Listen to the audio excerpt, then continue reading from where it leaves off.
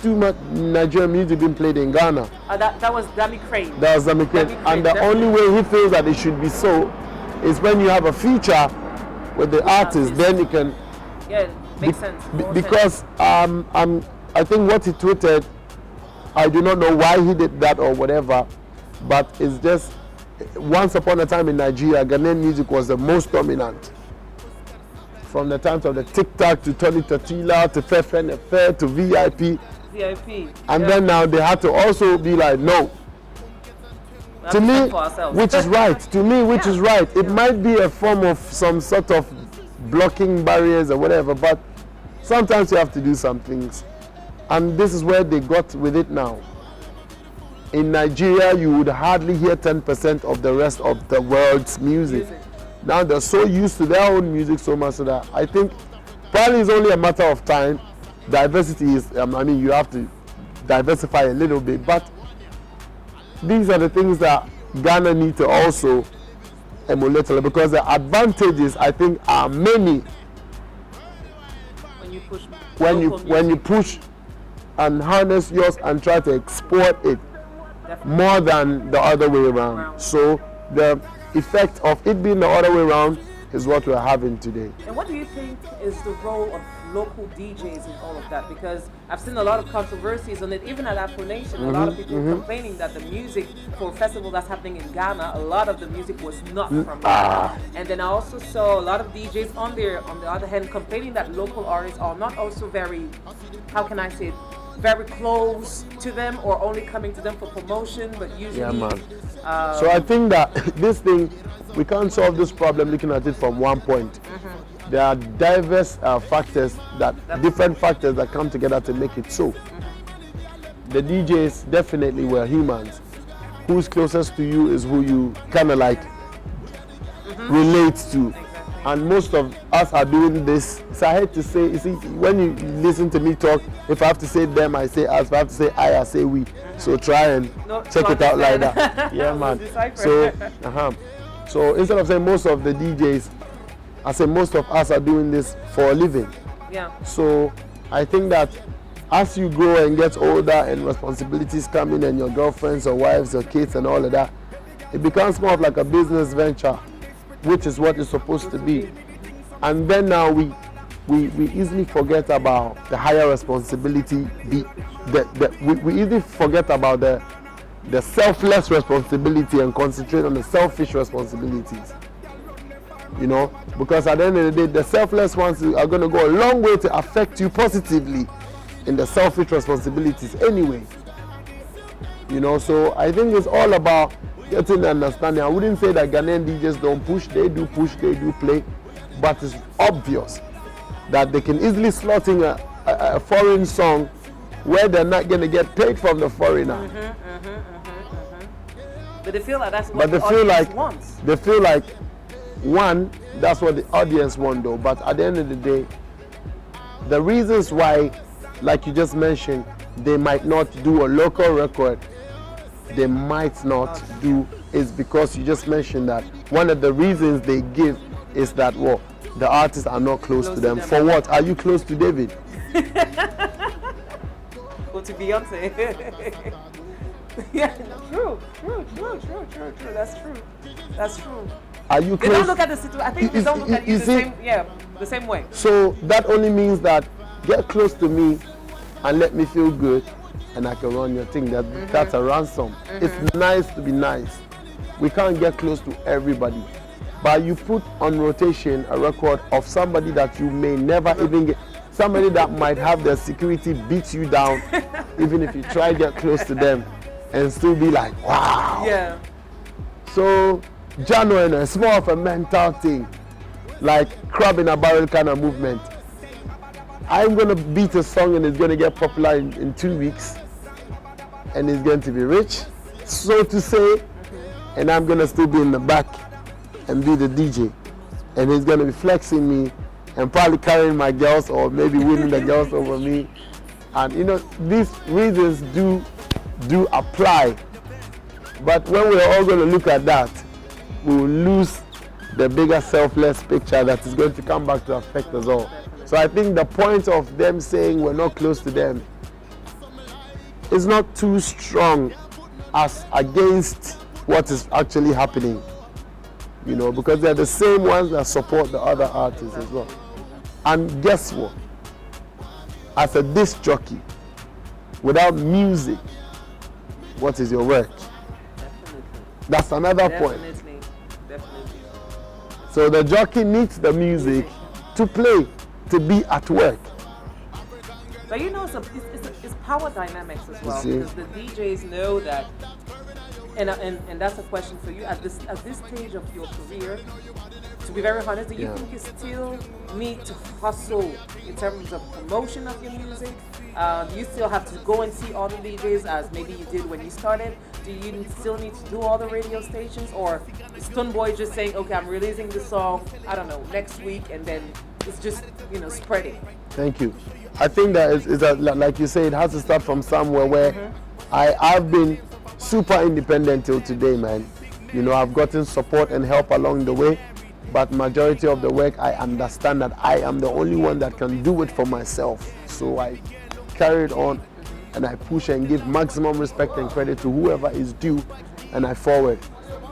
Today as it is, I might not do as hard work as I used to do, but that doesn't mean that I don't still work or I haven't done the work. So you can't dodge it. Okay. You have to do the work to get to this point where you do another form of work to complement for you having to touch on the DJs. Exactly. But I still do. And it is even at a higher level. Okay. It is even at a higher level because initially they might say, oh, thank you. Because I've been through the squad, they'll be, oh, we like it, we love it, we like it, we're going to help it. Now, they've helped it to a point. So, what you have to do in return is not only going to give your CD now. Definitely. So, it's bigger a responsibility to still get it running at every level today. So, I might not hustle like I used to be, but I'm hustling in a different form, but that form is even harder as compared to what an underground can be able to afford or do. Because expectations towards you are different. Definitely. Have you been approached by one of the big major music labels to join them? I believe you. Universal was supposed to release my last album. What happened? But I mean, you know, Universal is Universal. As far as I'm concerned, I've come to a point where I know it's not gloomy at labels' ends. Come on, it's not gloomy as it sounds or it looks. It's all hard work, hustle, ups and downs. I have interviewed a lot of people who would let you know, yo, people come out and then, you know, because of disclosure reasons, you might not be able to start talking immediately. Exactly. But you know, it's only when people gain their feet, one leg out, one leg in, then they put the fire like. Then some of us will be like, we learn from those. Exactly. And so I got really close to, I don't want to go too much. No. What sign? It's not like. You signed. Okay. But I still have to push. I mean, I'm not here to talk bad of anybody, but I'm here to speak the truth and the reality, because the truth, the Bible says, will set you free. And even if the Bible didn't say it, I think it really does. When you speak the truth, your heart is free. So it's just natural reasoning. So do you think today, if ever one of, maybe another label comes and say, okay, we really want to have Stonebwoy, maybe working on exporting you on international markets or whatever, do you feel like you might gain something from joining them at this stage of your career, or finally you don't really need them? There's always something to gain and something to give. So most often they come at you like it's a gain. That's what they offer. They come at you like you don't have nothing to give. You have, but you right. They come at you like you don't have anything to lose, but you have all to gain. But when you get the understanding as an artist that it's all a win-win, it has to be a win-win for them. Most often you might lose.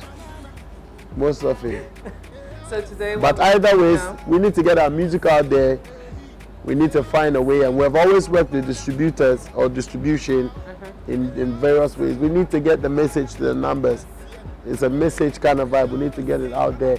And for all you know, my biggest fan is sitting somewhere in Puerto Rico and enjoying one song that he can relate to, because I'm saying this because I do this.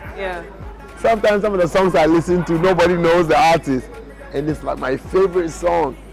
So once God bless, the internet has made things even easier for us today, and people are consuming our music from places that we can never go to perform. So once these mechanisms or these gatekeepers or this industry or these companies come in to try to help, as far as I've come, I understand the levels of conversations that we have to have, so that I definitely have to give something to get to where I want to get to. That's the rule of life, I believe. Okay, but I wanted also to have a little bit of your opinion on, since we're talking international. Yeah. What's your perception of Francophone Africa and music from Francophone Africa? I love it. Really? What are you listening to?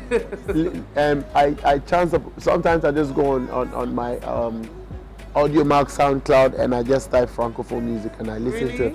What do you enjoy? There are slower versions, even Portuguese. Like, you know, the Congolese music is, Definitely. and the Francophone one is almost like same, More mid-tempo. More mid-tempo. I'm a big fan of mid-tempo. I think mid-tempo songs, mid-tempo rhythms help me to create more because I love melodies, you know. So French music, trust me, I've actually written songs and having them and got them translated in French to sing. Really? Because of how it sounds. It has there's a feel. I only pray that I'm able to go into those areas some more. You know what I mean? Exactly. That's the point of the interview, actually. Yeah. And I wouldn't mind. You have to be the first one to get me to Ivory Coast. I know I have fans in Ivory Coast. Definitely. Senegal as well. Yeah, man. Senegal, Gambia. You know. You know what I mean?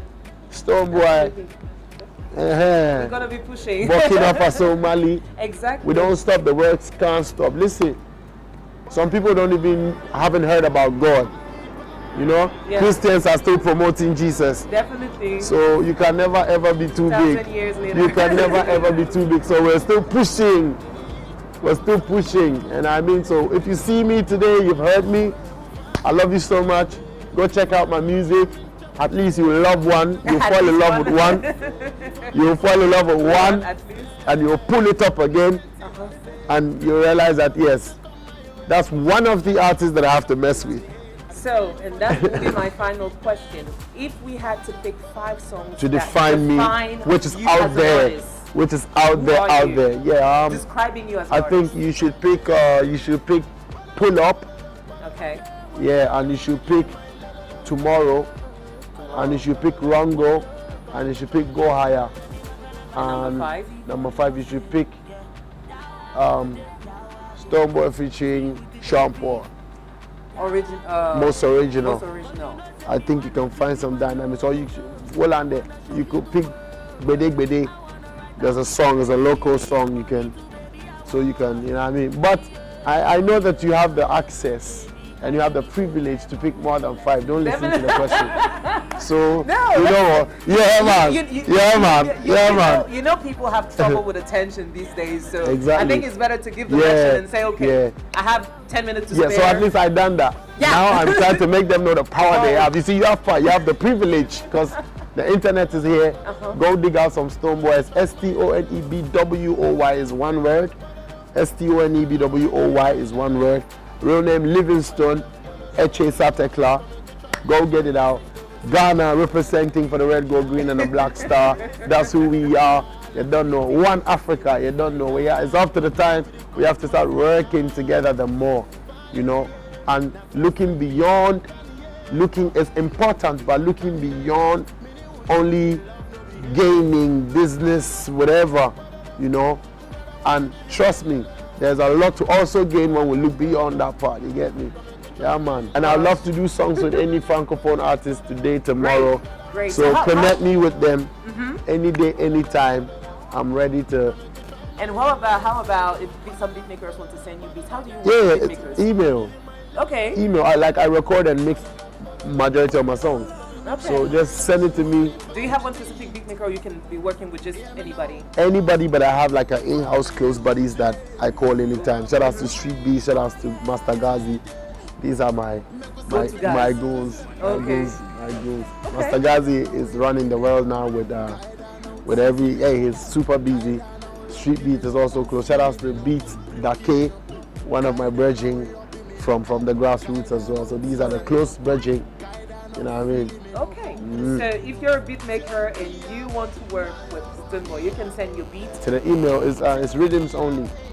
Rhythms only. RIDDIMS only at gmail.com. Rhythms only. You got so it. send your rhythms only. And please make sure you have your name, your full name, your number, your contact attached to the thing. Most people just send it back. But yeah, they don't give And you then when information. action time now, we don't know how to struggle reach them. with Truekraft. My album is coming ASAP. You don't know how to reach them and all. Please, you deserve every credit, every split, everything for your work. So put in your number, your name as well, your government name, and your direct number. You might want to drop your management as well, but we have to get to you if you know what I mean. You send the, and for me, if you do send the beat, make sure like we have produced by whatever. So make sure you add your name onto that caption. So like it's all like clear. When is the album coming? Album is coming next month. We're supposed for it to come, Oh, but Jano, we're checking it out. But it's a Before huge March. one. Before March. Yeah, hopefully. International collaborations on it? Locals as well? I believe? Absolutely. Okay, can we have a little exclusive? Just a little one. Just a little one. The collaborations we just have on the album this time. If you don't give a name, give us a tip. We'll find out ourselves. Keri Hilson is on the album, so check it out. Let's see where I go. I saw a Snapchat. You were in the studio session with her, so she's gonna be on the album. Yeah. Okay, that's great. Okay. You know Keri can sing. Oh, definitely. Then she can write as well. She can write. She's a good I writer. mean, shout out to the whole crew, man. It was a nice time in the studio. How did the We connection did couple happen? songs. You You want reached to out really to know? her? You want to really know? Yeah. Okay, guess what? She bumped into a friend of mine at the airport. Okay. Oh, I like your cologne. It smells good. That's it. You see the importance of smelling good, dear friends. You never know where it's going to lead. So either way, and the guy was like, and then it became like, okay, yeah, I'm carrying like, and then he called me like, yo. I told him, yo, yep. And that's like, that guy is like one of our brothers. He lives in Okay. Atlanta. So the same day I was sleeping and I saw his score like, Where were you? I'm like, yo, I was sleeping In which city? in Ghana, and then Oh, okay. yes, somewhere. Like, trust me, I travel around a lot, so Yeah. I've lost memory of some things. So I might be in Ghana somewhere. You can't even remember. So he called me and then he's like, oh yeah, check it out, da. And then that's it. And Keri checked it out too. It was cool. Unfortunately, I was in the States, so I just shifted to Atlanta. Big up to the producer, was his name Selassie, me and the whole squad. Keri is super amazing. Keri is a human being, I tell you. I love to deal with human beings and stars, you know. You're making a different, like a separation between human beings and celebrities. Yes, I love to deal with human beings more than celebrities. That's why I try to be human most often. Which is complicated when you're famous. It's laudable and amazing to be a star. And I am one. Okay. But Let it be known. Yeah. But I love to be human when I have to be human. Because most often when you have to apply the star principles in a lot of things, it takes away the humanity. Definitely. So shout out to every big superstar out there who are still keeping their human part intact. It's really wise to do so. You know what I mean? Yeah, man. All right. And you as well, big super stress. Oh my God. And you're still keeping it human. Thank you so much. We don't want you to go and live in space, so just leave it as an earth. Don't worry. There's so much to do on Earth. Don't worry. But once again, thank you so much for your time. Man. Bless I really you. want to be very precise with people. He really did it by himself. He was he's very busy. But I love the interview. I know I spoke a lot, but no, but that's great. That's what we I wanted. mean? Yeah, we're grateful. Big respect. So follow Stonebwoy B, STONEBWOYD. B for burn it on. Don't cool it. Let it keep burning. So STONEBWOYD. Stone is my real name. I go by the name Livingstone. So Stonebwoy for rude boy, bad boy. So Stonebwoy B for burn it on. Keep it burning.